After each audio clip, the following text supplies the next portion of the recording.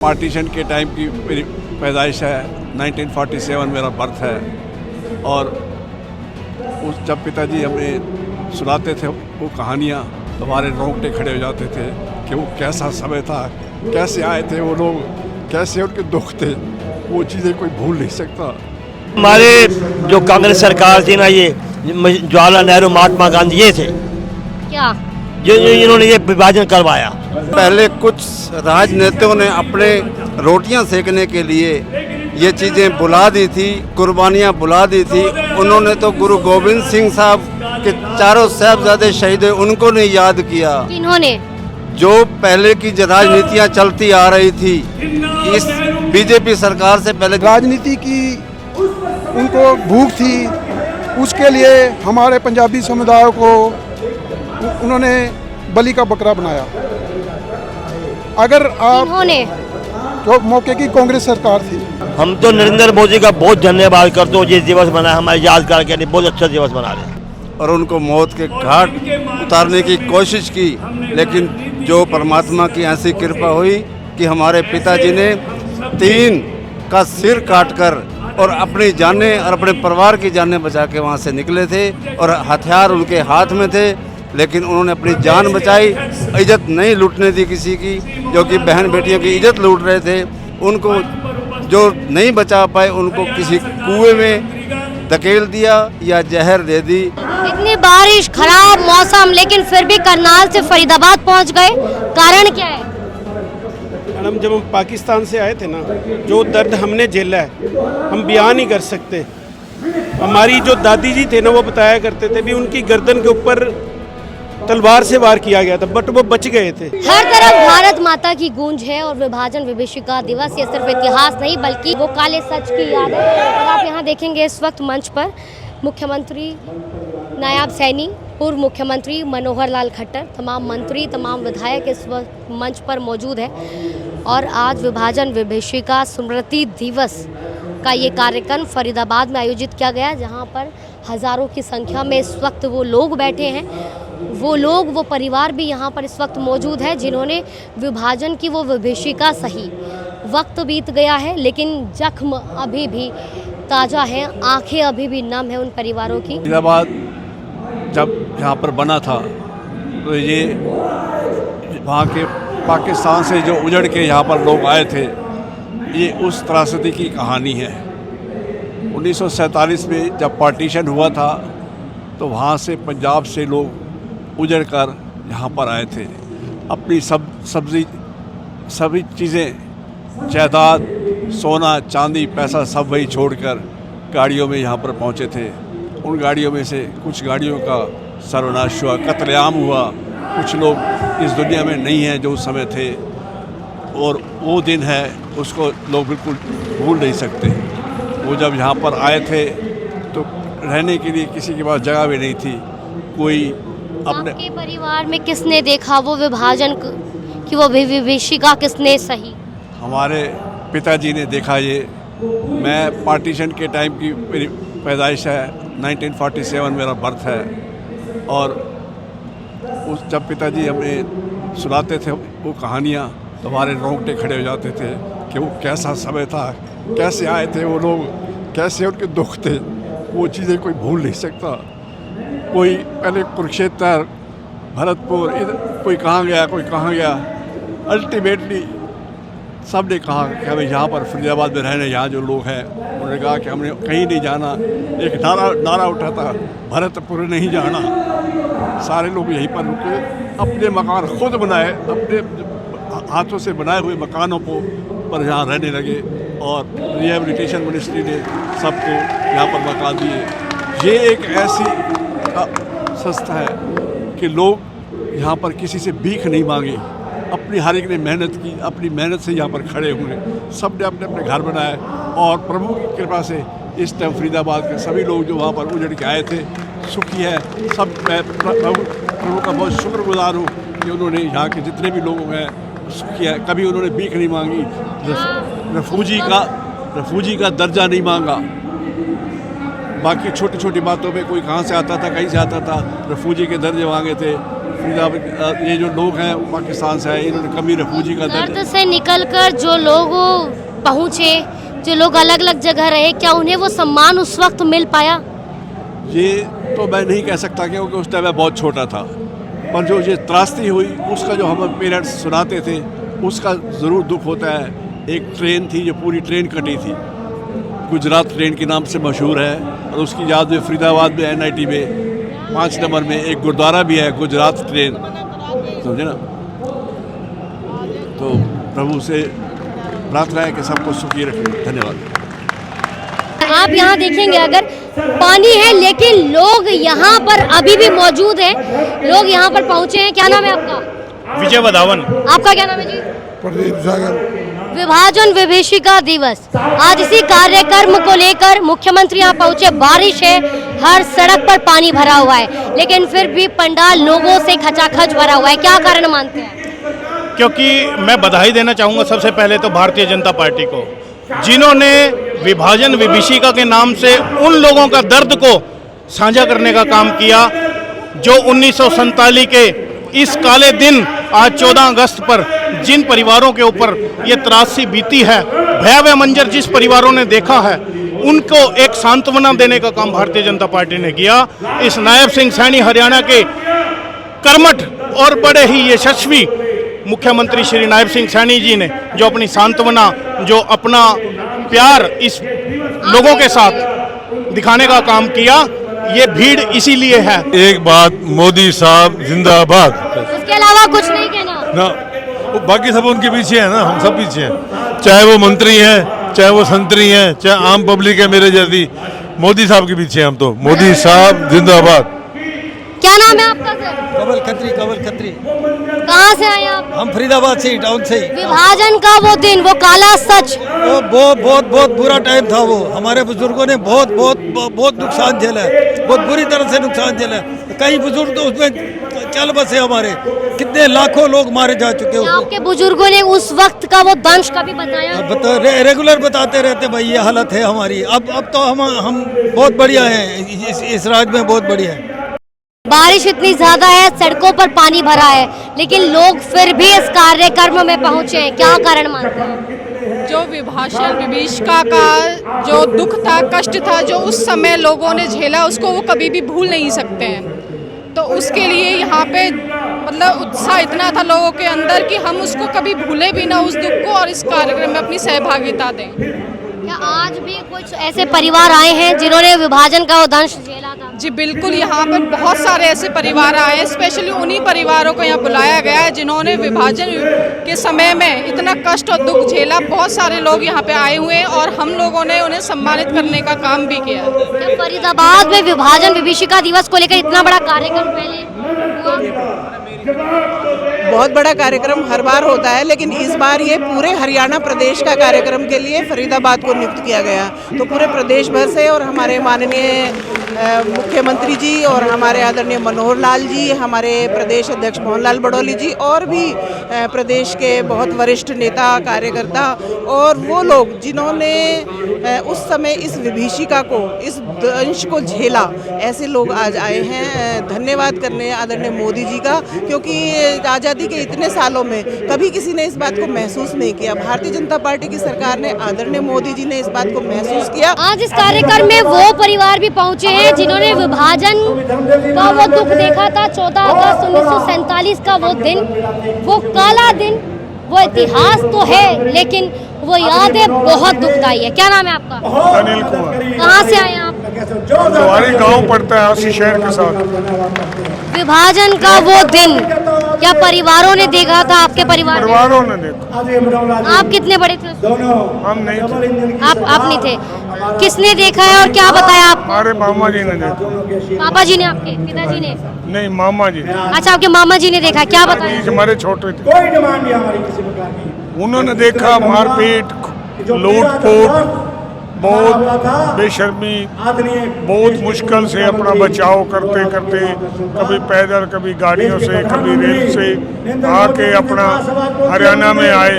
अपना बड़ी मुश्किल से पशु धन दौलत वहीं लुटा आए, अपना तन बचा के लाए, अपना यहाँ आके मेहनत मुन्नत की, उससे अपना जीवन खाना पीना चालू किया, उससे अपनी मेहनत करते रहे और अपना गाड़ी चलाते रहे। फिर इनको कुछ जो ज़मीनें उन्हें थी कुछ अलाट हुई, उससे अपना मेहनत करके उनने अपना काम चलाया।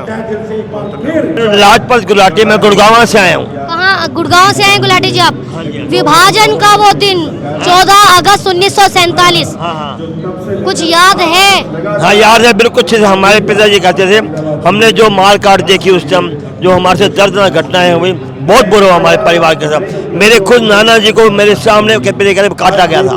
बहुत डर लगता है, वो भयानक रात, काली रात थी जो भयानक उस समय दिखती थी, बताते हैं पिताजी हमारे। क्या मानते हैं आपके पिताजी, विभाजन का जिम्मेदार कौन रहा? ये हमारे जो कांग्रेस सरकार थी ना, ये जवाहरलाल नेहरू, महात्मा गांधी, ये थे क्या जो इन्होंने ये विभाजन करवाया। हमारे साथ बहुत बुरा हुआ, हमारे पंजाबी के साथ। तो आप पंजाबी हैं? हाँ। तो अभी फिलहाल आप फरीदाबाद में रह रहे हैं? गुड़गांव में रहते हो? गुड़गांव से आए। रहते हो? हाँ। तो फिर उसके बाद विभाजन के बाद पाकिस्तान से भागकर गुड़गांव रहे? हाँ, गुड़गांव में बादशाहपुर आ गए थे हम। बादशाहपुर रहे, तब से यहीं रहते हैं? हाँ, सबसे आप गुड़गांव तो के आप अपने जो पोते पोती हैं, बच्चे हैं, उन्हें बताते हो कभी ये दिन? हाँ, उन्हें बताते हैं, बच्चों को बताते हैं। मेरी पोती है, बहुत 9 साल की पोती है। आज विभाजन विभीषिका दिवस हर साल आता है, तो क्या ये कार्यक्रम इस तरीके से देखा है, कभी गए हैं आप? हाँ, मैं इससे पहले भी गया हूँ, 2022 में भी आया हूँ, 23 में भी गया हूँ, आज भी आया हूँ। क्या कहेंगे? इस दिन को याद कर उन लोगों को सम्मानित किया जाता है जिन्होंने उस दिन वो काला दिन देखा, वो दुख सहा। हाँ हाँ, बिल्कुल दुख सहा, हम लोगों ने बहुत दुख सहा वो। और ये जो दिन है फिर कभी ना आए हमारे लिए। हम तो नरेंद्र मोदी का बहुत धन्यवाद करते हो, ये दिवस बना हमारे याद करके, बहुत अच्छा दिवस बना रहे हैं। अर्जुन जी, कहाँ के रहने वाले हैं आप? गांव लोहारी राघव, तहसील नारनौल, डिस्ट्रिक्ट हिसार। हिसार के रहने वाले हैं।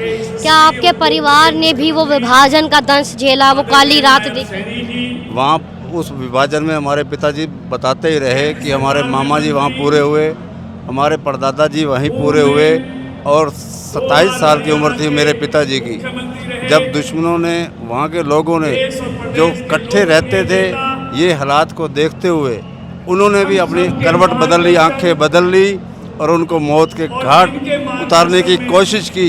लेकिन जो परमात्मा की ऐसी कृपा हुई कि हमारे पिताजी ने 3 का सिर काटकर और अपनी जानें और अपने परिवार की जानें बचा के वहाँ से निकले थे, और हथियार उनके हाथ में थे, लेकिन उन्होंने अपनी जान बचाई।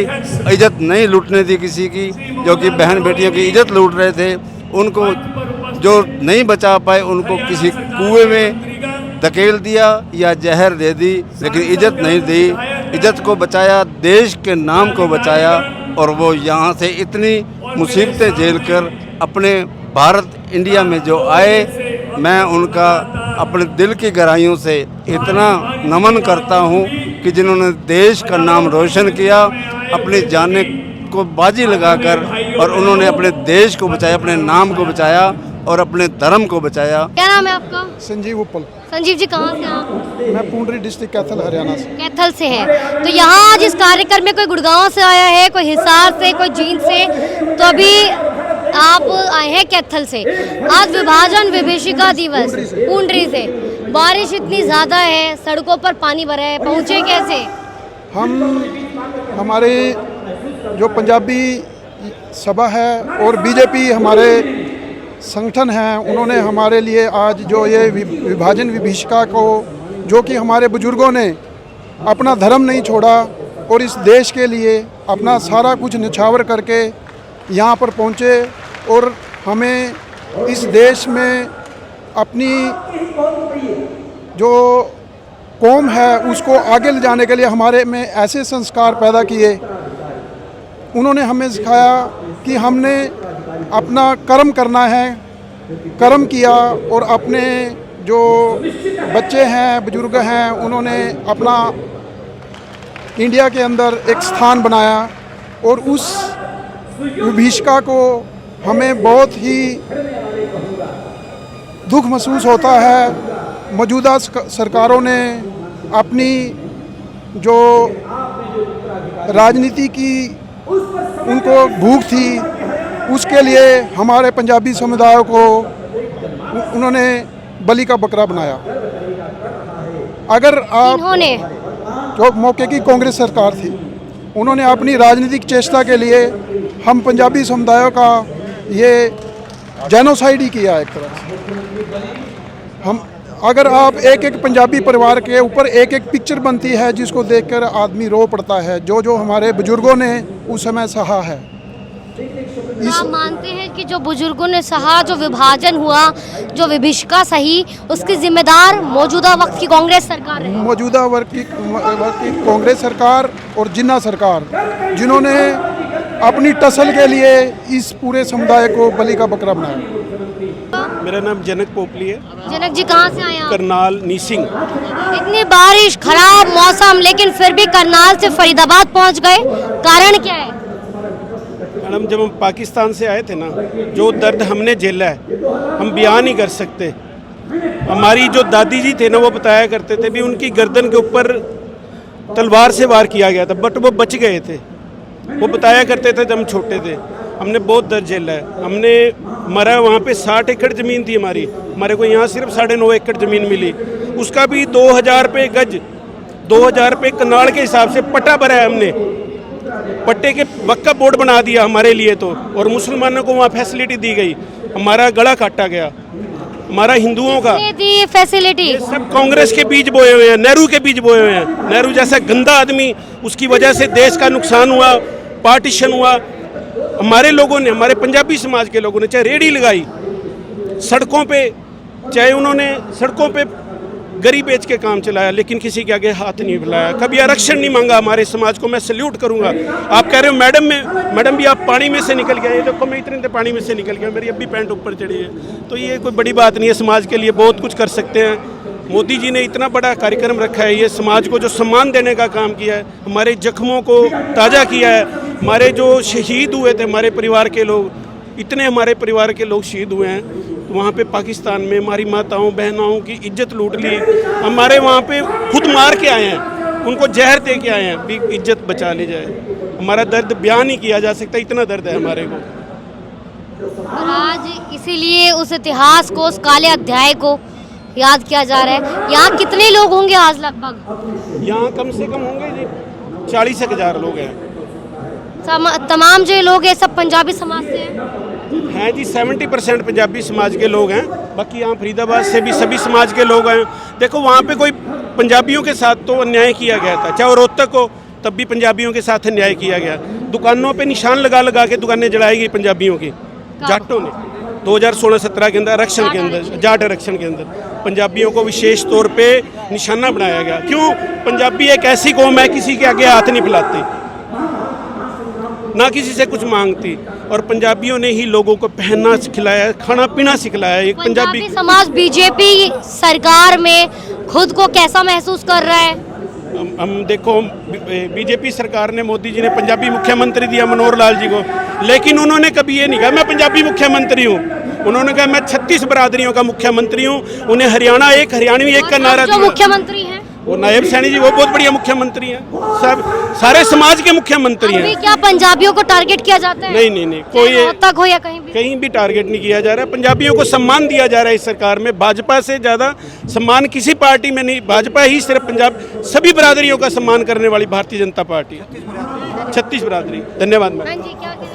36 बरादरी का समाज को सम्मान करने वाली भारतीय जनता पार्टी। आप भी पंजाबी समाज से हैं? मैं भी पंजाबी समाज से, रोहतक से, रवि नागपाल रोहतक से।